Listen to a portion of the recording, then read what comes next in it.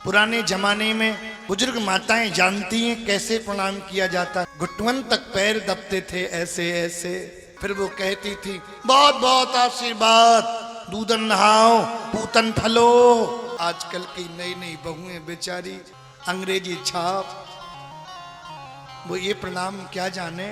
कभी कभी तो उन्हें पैर छूबे में भी संकोच लगता है। अपने बड़े बुजुर्गों का सम्मान करना ही चाहिए।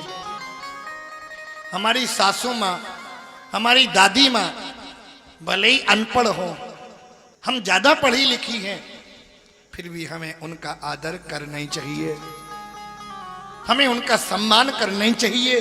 हमारे पिता भले ही अनपढ़ हो, गवार हो, हम पढ़ लिख गए, नौकरी चाकरी लग गई, पद प्रतिष्ठा को प्राप्त हो गए, तो हमें पिता का सम्मान करना चाहिए, हमें अपनी माँ का सम्मान करना चाहिए।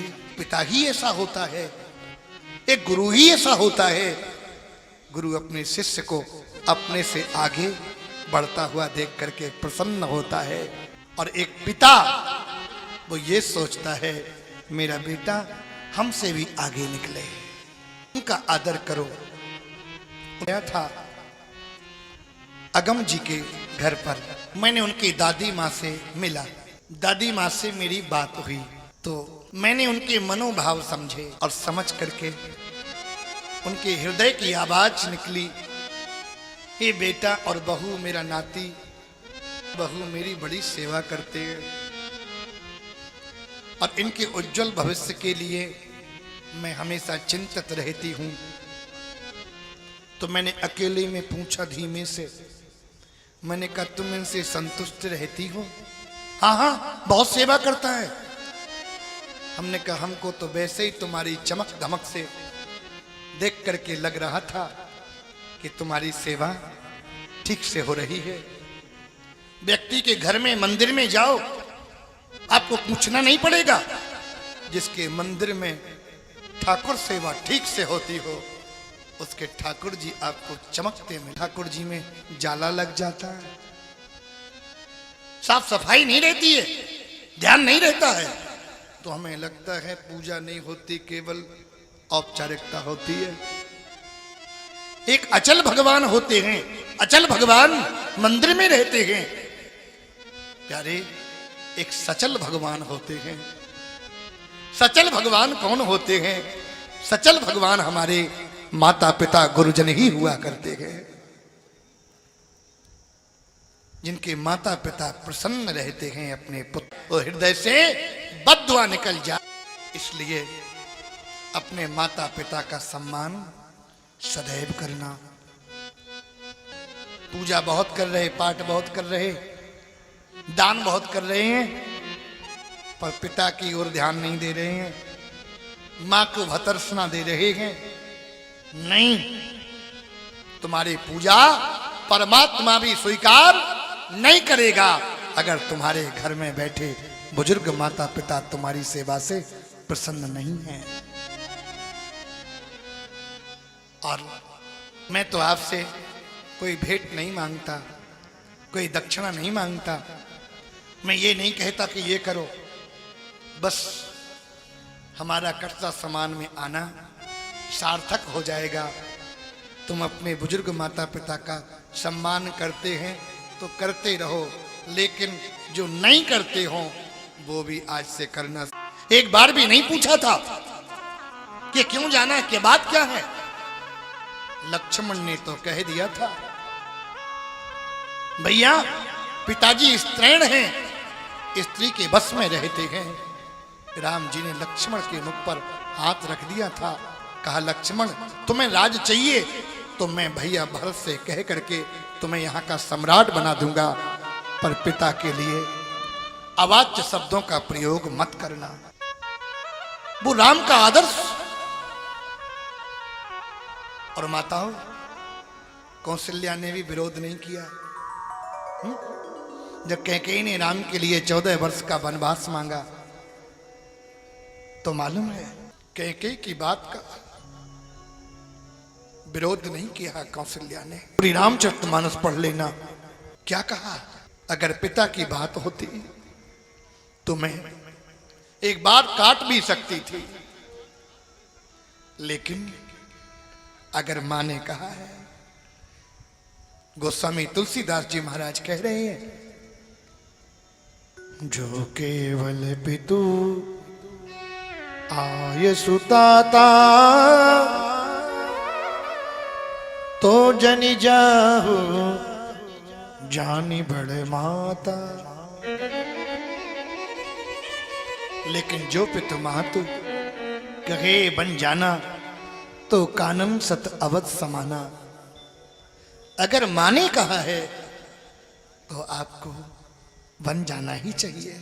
नहीं तो ये कह सकती थी कौशल्या, राम की मां मैं हूं, क्या अधिकार कैकेयी को कहने का। कहीं विरोध किया ऐसा? नहीं किया। नहीं कहा कि इन्हें भरत को राज्य चाहिए दे दो, पर मेरे पुत्र को 4 कमरे का फ्लैट दे दो। हंसते हंसते राम वन को चले गए।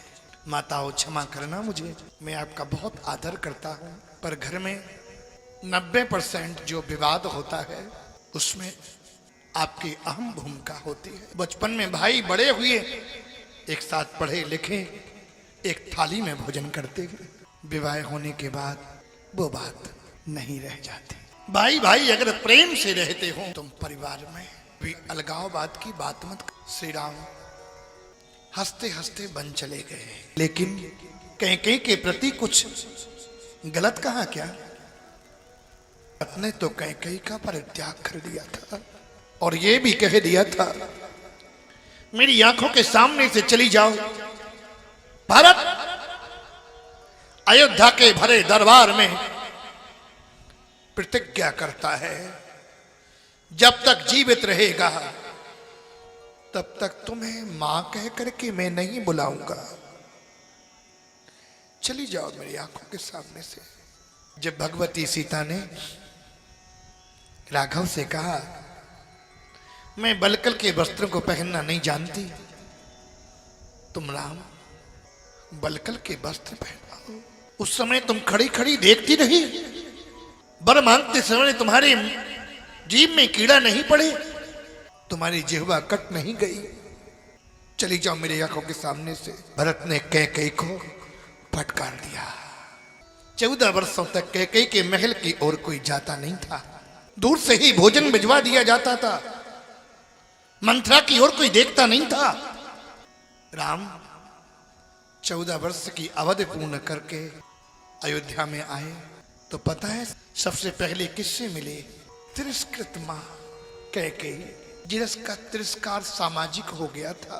राम जी कैकेयी के महल में पहुंचे और पहुंच करके चौंक पड़े। चेष्टा विहीन माता कैकेयी को देख राघव, बार बार चरणों में प्रणाम करने लगे। बोलती नहीं है मां, डोलती नहीं है मां,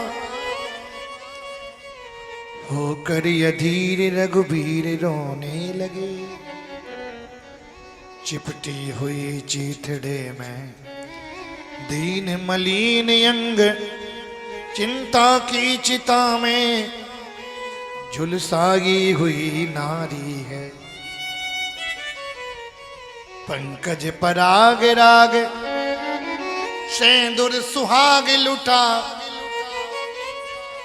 भोग चुकी विधि की विडंबना बेचारी है।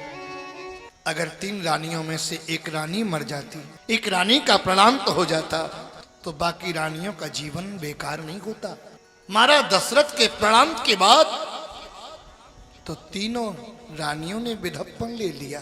कैकेयी ने कहा राम मेरी इच्छा है, बस एक बार मेरी गोद में बैठो, मेरी एक हृदय की तमन्ना है। भगवान राम कैकेयी को प्रणाम करते हुए उनकी गोद में बैठे। कैकेयी ने कहा राम एक निवेदन। राम जी ने कहा मैया कहो, क्या कह रही हो? भरत मुझसे बात नहीं करता, भरत मुझसे बोलता नहीं है। एक बार भरत अपने मुख से मुझे माँ कह दे। ये बूढ़ी अभागिन माँ कह के भरत के मुख से माँ सत्य सुनना चाहती है।